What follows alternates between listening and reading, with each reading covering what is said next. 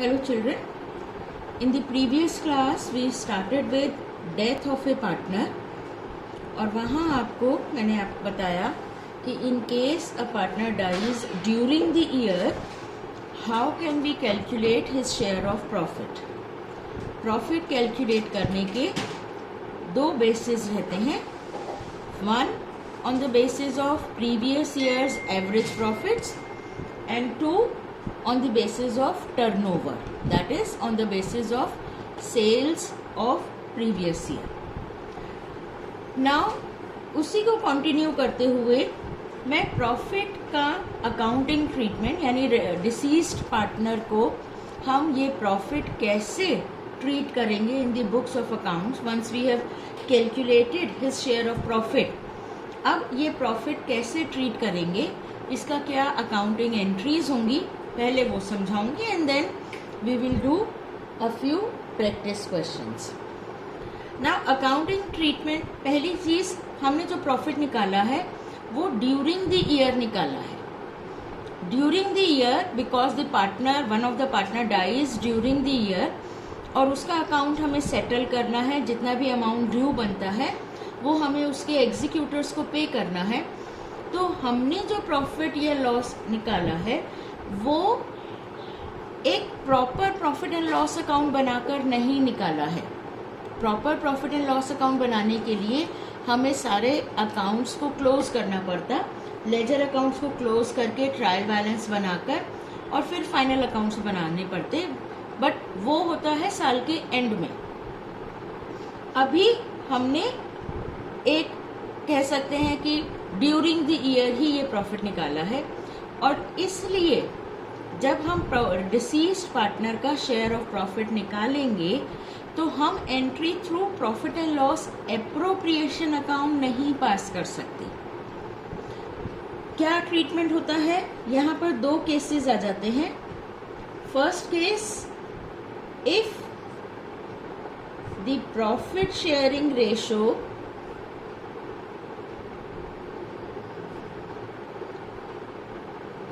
of remaining partners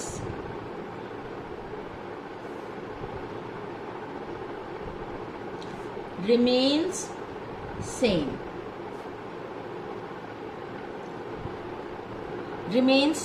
क्या मतलब हुआ इसका कि रिमेनिंग पार्टनर्स जो हैं वो जिस रेशो के अंदर पहले शेयर कर रहे थे उसी प्रपोर्शन में वो कंटिन्यू करेंगे डिसीज पार्टनर के बाद भी प्रॉफिट को शेयर करना. ऐसे सिचुएशन में क्या होता है, ऐसे सिचुएशन में gaining ratio is same as new ratio. In such situation the accounting treatment is in case of profit. Profit के लिए हमारी एंट्री होती है profit and loss suspense account. Very very important. Suspense account debit to deceased कौन, जो partner की death हो गई है, to deceased partners capital account. Being share of profit till the time of death transfer to deceased partners capital account. अब question ये आता है कि ये सस्पेंस अकाउंट क्यों. सस्पेंस अकाउंट इसलिए क्योंकि ये जो भी प्रॉफिट निकाला गया है, कैलकुलेट किया गया है, ये एग्जैक्ट फिगर ऑफ प्रॉफिट नहीं है, एग्जैक्ट कैलकुलेशन पर नहीं है, ये सिर्फ एस्टिमेशन है. और एस्टिमेशन का बेसिस हमने पार्टनरशिप डीड में ही डिसाइड कर लिया था that if in case any partner dies during the year हम किस पैरामीटर पर फर्म का प्रॉफिट कैलकुलेट करेंगे so that the accounts can be settled. तो ये जो share of deceased partner's profit आया है ये एक कैलकुलेशन है, ये एक इमेजिनेशन है, नॉट इमेजिनेशन एग्जैक्टली, बेसिकली ये एक एग्जैक्ट अमाउंट नहीं है, ये एक अमाउंट की गारंटी नहीं है. हो सकता है आप सपोज कर लो जो करंट सिचुएशन चल रही है उस सिचुएशन के अंदर पार्टनर की डेथ हो जाती है, ऐसे के अंदर अगर हमारा टर्नओवर बेसिस होता, हमारा करंट फाइनेंशियल ईयर जो स्टार्ट हुआ है 1 अप्रैल से, वो तो स्टार्ट ही लॉकडाउन से हुआ है। ऐसे में अगर पार्टनर की डेथ अप्रैल में या मई के मिडिल में हो जाती तो turnover would have been nil, zero turnover होती। जीरो टर्नओवर पर क्या प्रॉफिट होता? बट अगर बेसिस टर्नओवर का होता तो कुछ भी नहीं किया जा सकता था, जबकि अब लॉकडाउन खुल गया है, अनलॉक 2 शुरू हो चुका है, तो ऐसी सिचुएशन के अंदर सेल्स होना शुरू हो जाएंगी, सेल्स बढ़ना शुरू हो जाएगा और फिर फर्म की सेल्स होंगी तो प्रॉफिट भी होगा।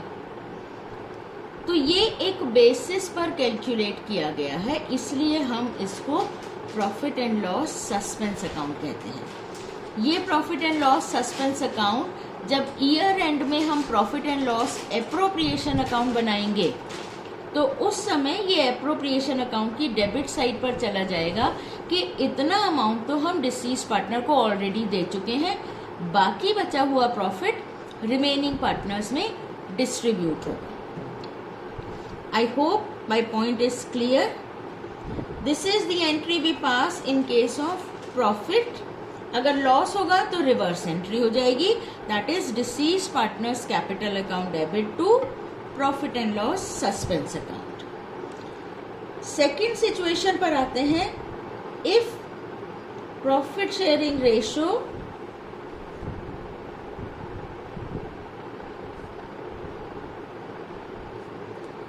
of remaining partners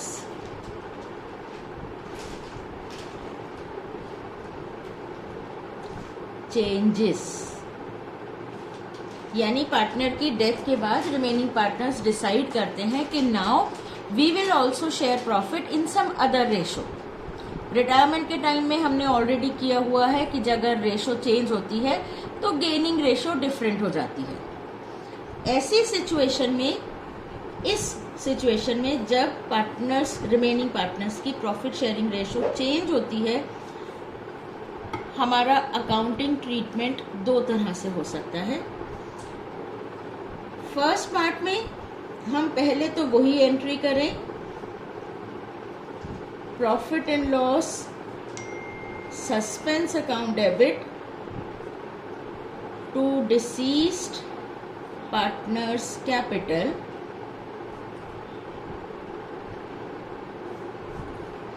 और फिर इसके बाद ये जो प्रॉफिट एंड लॉस सस्पेंस है, क्योंकि रिमेनिंग पार्टनर्स ने अपनी प्रॉफिट शेयरिंग रेशो चेंज कर ली है, डेथ के बाद से वो नई रेशो में प्रॉफिट के हकदार होंगे, तो इस लॉस को, इस जो शेयर उन्होंने दिया है, इसे they will beer in gaining ratio.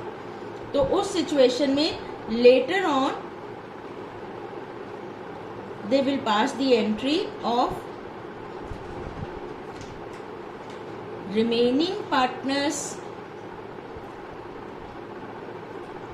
capital account debit to profit and loss suspense account, और ये remaining partners capital debit होती है gaining ratio में। This is debited in gaining ratio, जिस रेशो में उन्होंने डिसीज पार्टनर का शेयर ऑफ प्रॉफिट गेन किया है। इन दो एंट्रीज की जगह हम एक कंबाइन एंट्री पास कर सकते हैं जो बन जाता है हमारा ऑल्टरनेटिव 2। तो अगर इन दो की जगह मैं डायरेक्ट एंट्री पास करूं तो profit and loss suspense, profit and loss suspense मेरा कैंसिल हो जाएगा और मेरी एंट्री क्या बन जाएगी,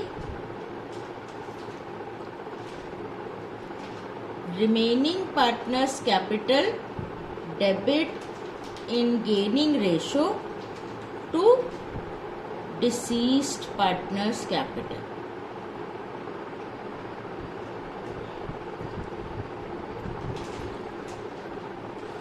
इस सिचुएशन में अगर आप ये ऑल्टरनेटिव फॉलो करते हैं तो जब हम डिसीज पार्टनर का कैपिटल अकाउंट बनाएंगे तो उसमें उसके शेयर ऑफ प्रॉफिट के लिए हम profit and loss suspense account ना लिखकर रिमेनिंग पार्टनर्स कैपिटल को क्रेडिट करेंगे उसके कैपिटल अकाउंट में इन देयर गेनिंग रेशो। ये तो अकाउंटिंग ट्रीटमेंट जो कि आप लोग हर जगह पर बुक्स में पढ़ेंगे। But my personal opinion is that whether the profit sharing ratio of remaining partners remains same or it changes, दोनों केसेस में हमारी ये एंट्री सेम रह सकती है। Profit and loss suspense account debit to deceased partners capital, इसमें तो यही करनी थी। जब चेंज होती है तब भी हम ऑल्टरनेटिव ए के हिसाब से ये एंट्री पास कर सकते हैं। जो भी हमसे क्वेश्चन पूछा जाएगा वो question at the time of death पूछा जाएगा। तो डेथ के टाइम पर हमारी ये एंट्री बिल्कुल ठीक है। लेटर ऑन पार्टनर्स उस सस्पेंस को अपनी कैपिटल के अंदर डेबिट करेंगे, वो लेटर ऑन की बात है। अगर क्वेश्चन हमसे सब पार्टनर्स की कैपिटल बनाने को कहता है तब तो ये एंट्री ठीक है, लेकिन अगर सिर्फ डिसीज्ड पार्टनर का कैपिटल अकाउंट बनाने के लिए कहता है then there is no need to remember these entries. हम same entry profit and loss suspense to deceased partners capital से ही एंट्री पास कर सकते हैं। सो हम लोग इसी से अपनी एंट्री पास करेंगे, चाहे profit sharing ratio remaining partners की चेंज हो या ना हो। Now I do a few practice questions for calculation because death of a partner is not very difficult chapter, but somehow some children are not able to understand the language of the question। थोड़ा सा slightly difficult हो जाती है कभी कभी किसी किसी question में। so we have to read the questions very carefully। मैं T.S. Grewal 2020 edition death of a partner page 7.29 open कर रही हूँ। यहाँ calculation of profit of a deceased partner के क्वेश्चंस ले रही हूँ। I have not taken the questions relating to profit sharing ratio, new profit sharing ratio and gaining ratio. You can all do these all yourself, क्योंकि ये question same है retirement की तरह से। चेंज इन रेशो में time element का कोई effect नहीं पड़ता कि हम 31 मार्च को कैलकुलेट कर रहे हैं या ड्यूरिंग द ईयर कैलकुलेट कर रहे हैं। So I am directly coming to the calculation of share of profit of deceased partner. I am taking question number 7।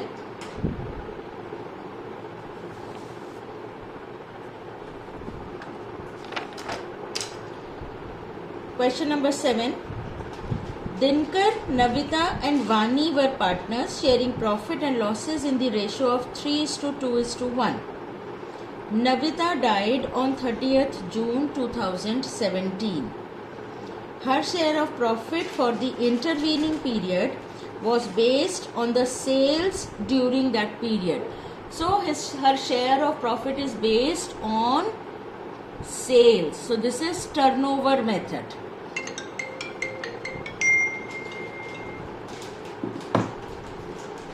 Which were rupees 6 lakh. The rate of profit during the past 4 years had been 10% on sales. So पिछले सालों में हम sales का 10% profit earn कर रहे थे। The firm closes its books on 31st March every year. Calculate Navita's share of profit. तो हमारे 3 पार्टनर्स हैं, Dinkar, Navita and Vani, sharing profits in the ratio of 3:2:1. Navita dies, ये हम जैसे रिटायरमेंट में इनसर्कल करते थे उसी तरह से करेंगे। अब शी डाइड ऑन 30th जून। अब हमें डेट का कुछ करना ही नहीं है क्योंकि पीरियड को तो हमें कंसिडर करना ही नहीं है। ऑलरेडी उस पीरियड की हमें सेल्स गिवन है, सेल्स आर 6 लाख। सो कैसे निकालेंगे? Navita's share of profit, sales till death multiplied by हमारा rate of profit क्या है? Rate of profit multiplied by Navita's share. हमारी सेल्स हैं इस पीरियड में 6 लाख रुपीस की। ये हमारी 3 मंथ्स की सेल है, sales till death. Rate of profit is 10%। कई बार क्वेश्चन में ये रेट ना देकर दिया होता है कि पिछले साल इतनी सेल्स थी, इतना प्रॉफिट था, तो प्रॉफिट अपॉन सेल्स करके वही रेट आ जाता है जो मैंने आपको फॉर्मूला में लिखवाया था प्रीवियस क्लास में कि profit of previous year upon sales of previous year. यहाँ इन्होंने एवरेज करके कैलकुलेट कर दिया है, उसको रेट में दिखा दिया है। And then Navita share is 2/6। Calculate कर लेते हैं इसको।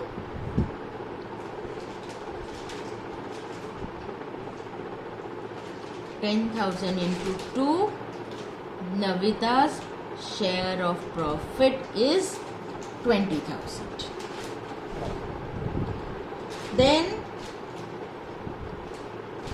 I am taking the question where it has to be taken on the basis of profits, on the basis of period. And yes, see question number 10. Question number 10. Ram, Manu and Hari were partners in a firm. Hari died on 30th June 2020. His share of profit from the closure of last accounting year till the date of death was to be calculated on the basis of average of 3 completed financial years of profits before death. यानी profit कैसे निकालना है हमें? Profit is to be based on the average of past 3 years profits. पिछले 3 सालों के profit के average के बेसिस पे हमें his share of profit calculate करना है। Profit for the years ended 31st March 18, 19 and 20 are rupees 1,10,000, 1,20,000 and 1,30,000 respectively. Calculate Hari's share of profit till the date of his death and pass journal entry for the same. So they are asking for calculation part also and they are asking for passing the journal entry also. That is, they are asking for the accounting treatment also. So start करते हैं। Ram, Manu and Hari. Now their profit sharing ratio is not given to us. Hari dies. This Hari, third partner, dies and his share of profit, he dies on 30th June. 30th June को इसकी death होती है। तो 30th June यानी अब हमें कैसे पता लगेगा कि फर्म कैलेंडर ईयर फॉलो कर रही है या financial year? So when you read the question, question के अंदर क्या गिवन है? क्वेश्चन के अंदर गिवन है the profit from the closure of last accounting year till the date of death was to be calculated on the basis of average of 3 completed financial years of profit. Specify हो गया financial year. Financial year ends on 31st March. And इसके साथ साथ profit for the year ended 31st March 18, 19, 20। Again उन्होंने clarify कर दिया कि हमारी बुक्स 31st March को क्लोज होती हैं। हमें ये जानना क्यों ज़रूरी है? क्योंकि हमें देखना है कि हरी को हमें कितने पीरियड का प्रॉफिट देना है। 30th June को उसकी डेथ हुई है, इससे पहले 31st March 20 को ईयर क्लोज हुआ होगा। That means he will get his share of profit for 3 months. So calculate करें हरीज शेयर ऑफ प्रॉफिट। इसके लिए सबसे पहले हम निकाल लें एवरेज एनुअल प्रॉफिट। पूरे साल का एवरेज निकाल लें पहले। एवरेज एनुअल प्रॉफिट हमें निकालना है 3 years के बेसिस पे। सो 3 years का प्रॉफिट है 1,10,000 प्लस 1,20,000 प्लस 1,30,000 अपॉन 3। सो 1,10,000 प्लस 1,20,000 हो गया 2,30,000 प्लस 1,30,000 हो गया 3,60,000 अपॉन 3, एवरेज प्रॉफिट हो गया 1,20,000। वैसे तो ओरली हम निकाल सकते थे, आई थिंक 12th स्टैंडर्ड के अंदर आप लोगों को इतना सिंपल मैथ्स आता ही है कि 1,10,000, 120, 130 का एवरेज 120 हो जाएगा, but still I have shown it by calculating. ये एवरेज प्रॉफिट हो गया। अब हरी का share is annual profit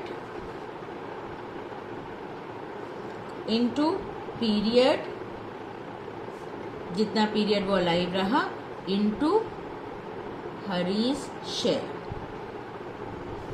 annual profit is 1,20,000, period is 3 months, and Hari's share, since profit sharing ratio among the partners is not given, it will be taken as 1:1:1, यानी कि 1/3।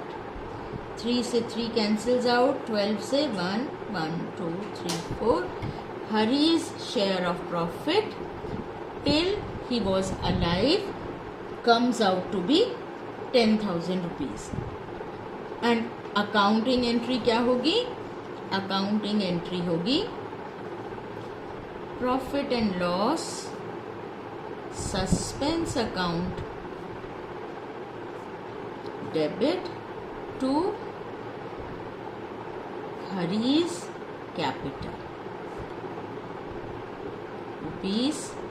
₹10,000 being Hari's share of profit. I hope ये calculation of share of profit of the partner till his death की calculation और उसका accounting treatment आप लोगों को समझ आया होगा। Thank you children, God bless.